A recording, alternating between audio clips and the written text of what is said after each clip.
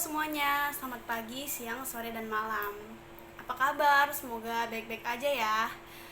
Jadi saya Rahel Dayana Telobanua dari 11 AKL 3, nomor absen 21, mendapatkan tugas dari mata pelajaran akuntansi keuangan, yang gurunya bernama Ibu Febri. Jadi di sini saya mendapatkan tugas untuk menjelaskan mengenai inti materi dari piutang. Nah, eh, materi piutang ini saya ambil dari buku paket akuntansi keuangan kelas 11, yang diterbitkan oleh Dwi Harti. Di sini saya ambil dari bab 1 ya, yang judulnya adalah mengelola kartu piutang. Nanti saya juga akan mengambil materi dari video yang sudah Ibu Febri kasih. Jadi pertama yang ingin saya jelaskan adalah pengertian piutang. Pengertian piutang itu adalah tagihan perusahaan terhadap pihak ketiga yang timbul karena adanya suatu transaksi. Piutang mempunyai nilai jatuh tempo, dan bila ada perjanjian mempunyai bunga. Piutang menurut pernyataan standar akuntansi keuangan meliputi piutang yang timbul karena ada penjualan produk atau penyerahan jasa dalam rangka kegiatan usaha normal perusahaan. Jadi piutang itu adalah di mana perusahaan memberikan utang kepada orang yang membeli gitu, yang membeli jasa atau membeli dagangan kita. Jadi itu disebut piutang, kita yang disebut piutangnya itu. Nah, di sini itu jenis piutang itu ada 3. Yang pertama ada piutang dagang, yang kedua ada piutang wesel, dan yang ketiga ada piutang non dagang. Nah, kalau piutang dagang itu adalah tagihan perusahaan kepada pelanggan sebagai akibat adanya penjualan barang atau jasa secara kredit. Jadi maksudnya adalah perusahaan memberikan utang kepada orang yang membeli barang dagangan kita atau jasa kita secara kredit. Contohnya perusahaan kita membuka usaha bengkel. Nah, tetapi saat kita sudah tetapi orang tersebut ingin membayar secara kredit. Jadi itu disebut kita memberi utang kepada orang lain, disebut itu namanya piutang gitu.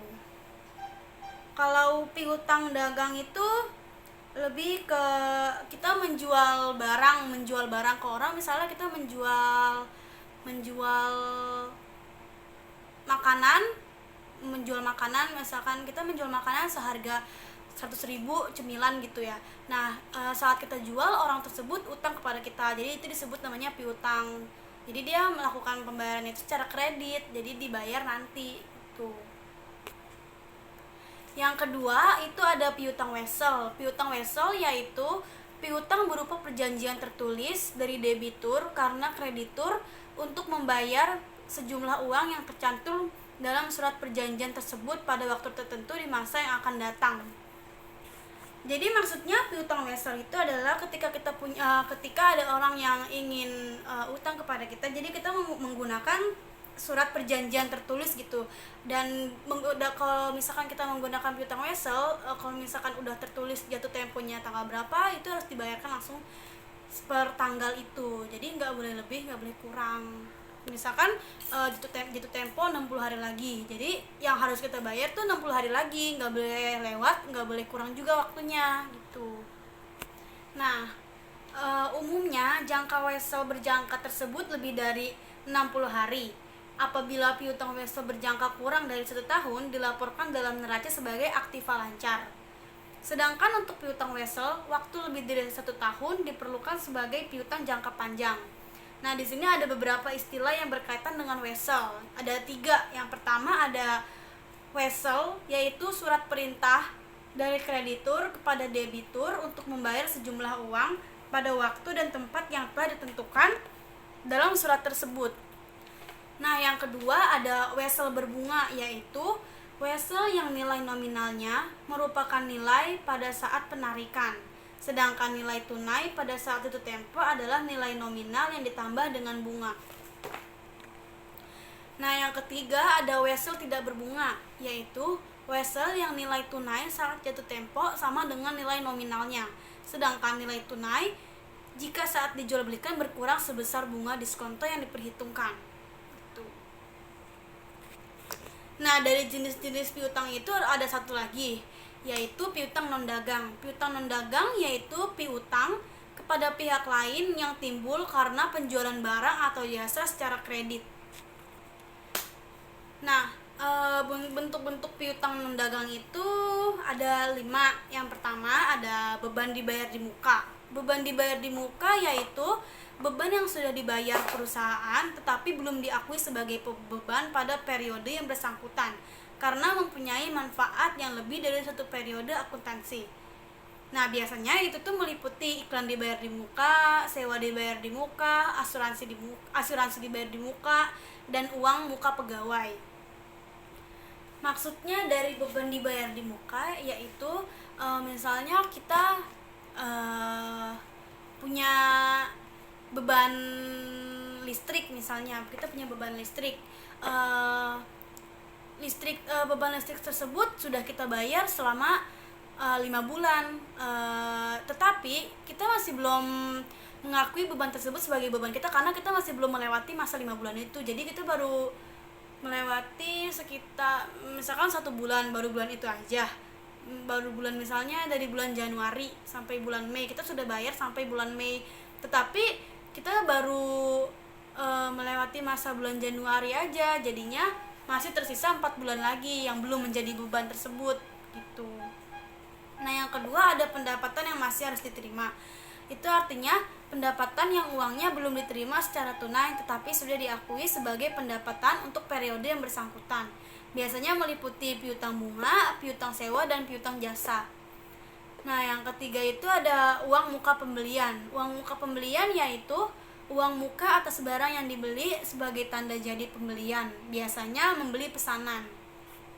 Jadi maksudnya uang muka itu adalah misalnya kita ingin membeli mobil. Misalnya kita ingin membeli mobil. Nah, biasanya tuh kalau sebelum kita barangnya datang, kita tuh ada uang muka gitu supaya buat uang perjanjian gitulah supaya bahwa barang tersebut tuh ingin kita beli gitu loh, sebagai tanda jadi aja kalau misalkan kita tuh ingin benar-benar membeli mobil tersebut gitu. Nah, yang keempat ada piutang pajak.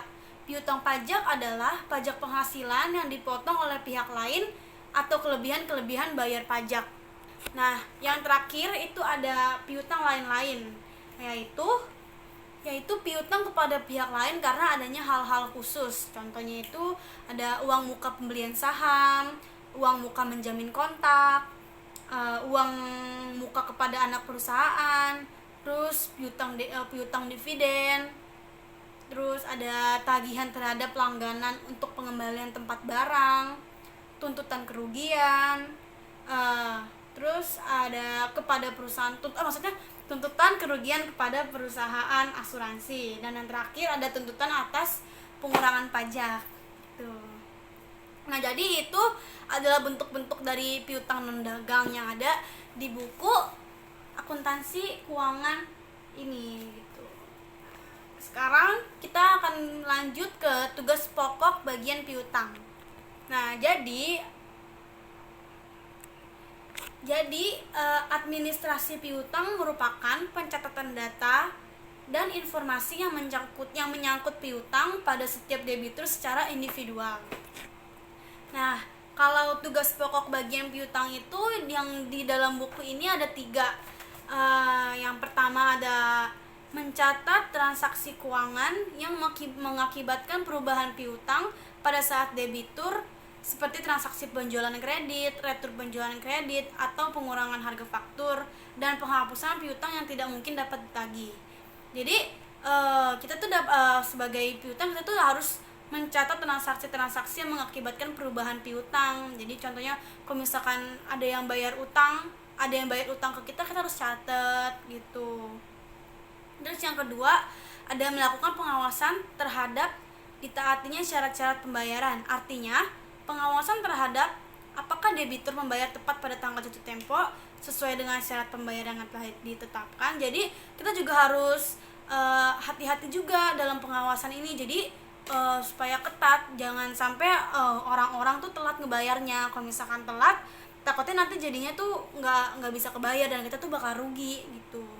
Terus di sini juga melakukan pengawasan terhadap maksimum kredit yang diberikan, dalam arti apakah penjualan yang dilakukan bagian penjualan sama dengan maksimum kredit yang ditetapkan oleh bagian kredit, sehingga pada tiap bagian dalam perusahaan terjadi pengecekan terhadap suatu transaksi yang dilakukan. Jadi setiap transaksi yang kita lakukan itu harus ada pengawasannya gitu.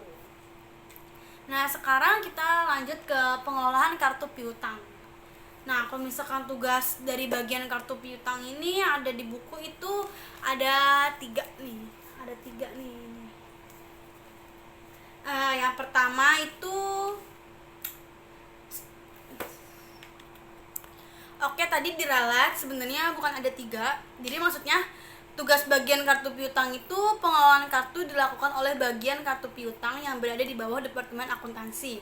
Tugas harian bagian ini mencatat mutasi piutang untuk setiap debitur. Tuh. Maksudnya tadi ada tiga itu adalah kegiatannya. Kegiatan tersebut secara periodik yang harus dapat menghasilkan hal-hal berikut. Yang pertama, ada surat pernyataan piutang untuk dikirim kepada debitur. Jadi surat pernyataan piutang untuk dikirim kepada debitur. Jadi pengiriman surat pernyataan piutang bertujuan untuk konfirmasi piutang kepada debitur. Dalam arti untuk penguasaan apakah besar piutang menurut catatan perusahaan sama dengan besarnya piutang menurut catatan debitur, sehingga berfungsi juga sebagai alat pengawasan. Jadi maksudnya itu kita tuh harus ngirim surat pernyataannya kepada debitur. Misalkan dia ngutang ke kita tadi berapa gitu, jadi harus disamain gitu sama pencatatannya dia biar sama, jadi nggak ada konflik gitu.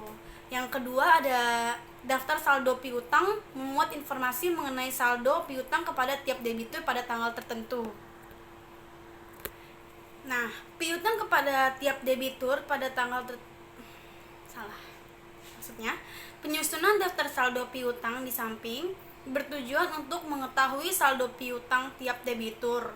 Juga diperlukan untuk pengujian ketelitian pencatatan piutang, yaitu dengan pengecekan atas kesamaan total saldo piutang menurut kartu piutang dengan saldo akun piutang pada tanggal yang sama. Jadi maksudnya itu dengan adanya daftar saldo piutang yang memuat informasi ini untuk kita mengetahui antara saldo piutang tiap debitur sama total saldo yang ada di kartu piutang sama saldo akun piutang pada tanggal yang sama gitu. Jadi jangan sampai beda, karena nanti hasilnya bakal minus atau rugi, atau nanti debiturnya juga yang rugi, takutnya kan kasihan gitu. Nah, yang ketiga itu ada daftar umur piutang yang memuat informasi mengenai piutang pada tiap debitur yang dikelompokkan berdasarkan usia piutang. Nah, daftar usia piutang sangat diperlukan untuk menganalisis bonafiditas tiap debitur sehingga status kartu kredit masing-masing dapat diketahui. Jadi maksudnya jangan sampai kelewat itu tempo juga, jadi harus diperhatikan gitu. Yang kedua itu ada mutasi piutang. Transaksi penjualan kredit akan berpengaruh positif terhadap saldo piutang, sedangkan retur penjualan pelunasan piutang dan penghapusan piutang berpengaruh negatif terhadap saldo piutang. Nah, mutasi penambahan dan pengurangan piutang itu ada penambahan piutang terjadi karena adanya transaksi penjualan secara kredit. Yang kedua ada pengurangan piutang terjadi karena transaksi, contohnya penerimaan pembayaran dari debitur, pengembalian barang yang telah dijual, penghapusan piutang. Kenapa bisa terjadi penghapusan piutang? Itu karena pertama karena sudah dilunaskan oleh debitur, kedua ada karena orang tersebut tidak membayar, jadinya akhirnya dihapus piutangnya karena sudah lewat itu tempo. Tuh. Terus ada juga membukukan mutasi piutang ke kartu piutang. Ini itu tujuan akuntansi piutang memiliki arti yang lebih sempit, yaitu klaim yang diharapkan akan diselesaikan melalui penerimaan uang. Piutang harus disajikan sebesar jumlah yang benar-benar akan diterima pelunasannya. Jadi piutang harus disajikan sebesar jumlah yang benar. Piutang yang kita kasih itu harus pas dibayar harus sama jumlah piutang yang sudah kita berikan. Kecuali kita akan memberikan bunga gitu. Kalau misalkan biasanya kita ngasih bunga itu kalau misalkan udah lewat dari 60 hari biasanya itu dikasih bunga dari perusahaannya. Tapi ada juga yang enggak. Ada beberapa perusahaan yang ngasih bunga. Nah, mutasi piutang harus didukung dan dilengkapi bukti yang menjadi dokumen transaksi tersebut dan menjadi sumber pencatatan dalam dokumen buku-buku yang terkait dengan piutang. Itu ada faktur penjualan kredit sebagai dokumen transaksi terjadinya piutang. Yang kedua ada bukti penerimaan kas sebagai dokumen penerimaan piutang. Yang ketiga ada nota debit atau kredit sebagai bukti penerimaan kembali barang yang dijual. Yang keempat ada memo kredit dari bank sebagai bukti penerimaan tagihan dari debitur melalui bank. Yang kelima ada bukti memorial sebagai bukti transaksi penghapusan piutang.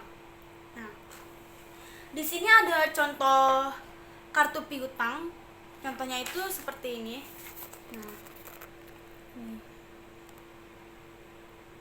Nah, jadi kartu piutang itu pokoknya dia tuh mencatat transaksi piutang gitu. Ini contohnya itu ada dari toko sumber di sini. Pertamanya dia ada saldo 1 juta, kemudian dia ada mutasi 10 juta, jadi bertambah saldonya jadi 11 juta gitu. Nah, jadi di sini kita lanjut langsung aja ke penghapusan piutang dagang. Jadi berdasarkan ketetapan dalam pernyataan standar akuntansi keuangan tentang piutang, nilai piutang yang terdapat dalam neraca adalah sebesar piutang jatuh tempo yang dikurangi dengan jumlah yang tidak dapat ditagih. Oleh karena itu, perusahaan perlu membuat perhitungan cadangan piutang tak tertagih. Piutang dihapuskan berdasarkan keputusan Kepala Bagian Keuangan setelah dinyatakan tidak mungkin dapat ditagih. Nah, jadi dalam pencatatan transaksi penghapusan piutang ini ada 2 metode. Yang pertama yaitu metode langsung dan metode tidak langsung gitu. Nah, jadi sini saya akan ambil dari video yang diberikan oleh Bu Febri yang dari YouTube. Biasanya itu kita menghapus. Kalau pada metode tidak langsung, sebenarnya jadi kalau metode langsung itu metode piutang yang akan dihapus ketika tidak dapat tagih. Jadi dalam metode langsung itu benar-benar udah nggak bisa ditagih lagi gitu. Kalau metode tidak langsung itu metode yang menggunakan sistem asumsi di mana setiap piutang diasumsikan ada peluang tidak tertagih sehingga disisihkan ke akun cadangan kerugian piutang tidak tertagih. Jadi kalau misalkan metode tidak langsung ini masih bisa benar-benar masih ada akun cadangannya gitu, akun cadangan kerugian piutang yang tak tertagihnya. Biasanya sih lebih bagus metode tidak langsung ya, karena dia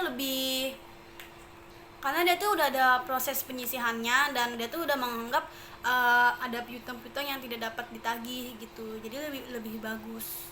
Terus dia itu juga jurnalnya lebih banyak, jadi lebih gampang dimengerti juga sih kalau menurut saya ya.